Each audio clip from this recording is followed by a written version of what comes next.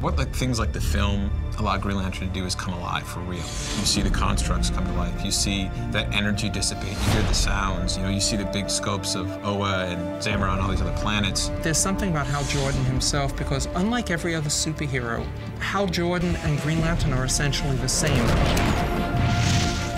He is a bit of a throwback character.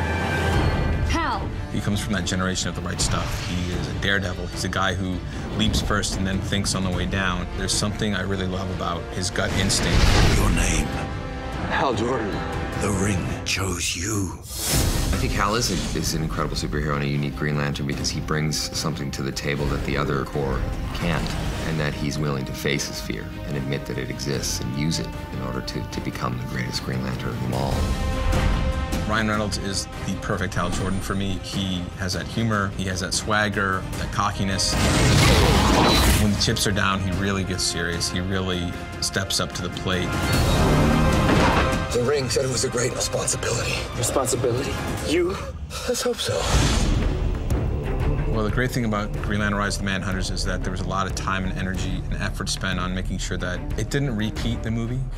It's like watching the movie, but you get to actually control it. It's kind of cool, I think, for people that are, that love the movie and people that haven't even seen the movie yet. The main storyline for Green Lantern, The Rise of the Manhunters, begins actually many, many years ago because the Guardians had created their first police force, which were the Manhunters. They didn't work out. They sort of went rogue. So the Guardians discarded them and created the actual Green Lantern Corps. But now the Manhunters have come back, and they intend to destroy the Guardians and the Green Lanterns.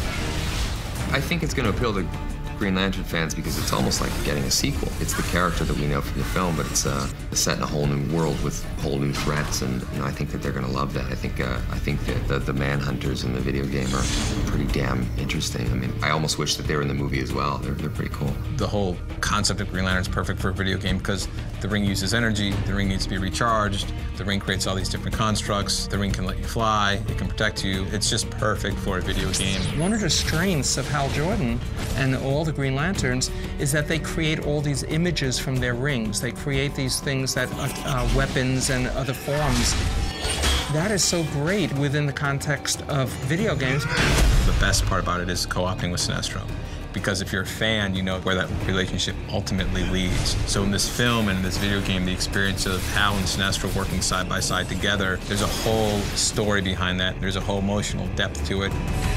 Everybody's bringing Green Lantern to a whole nother level through what they do, through the film, through the video game, through everything that's happening outside the comics. It just adds a whole nother depth to the Green Lantern.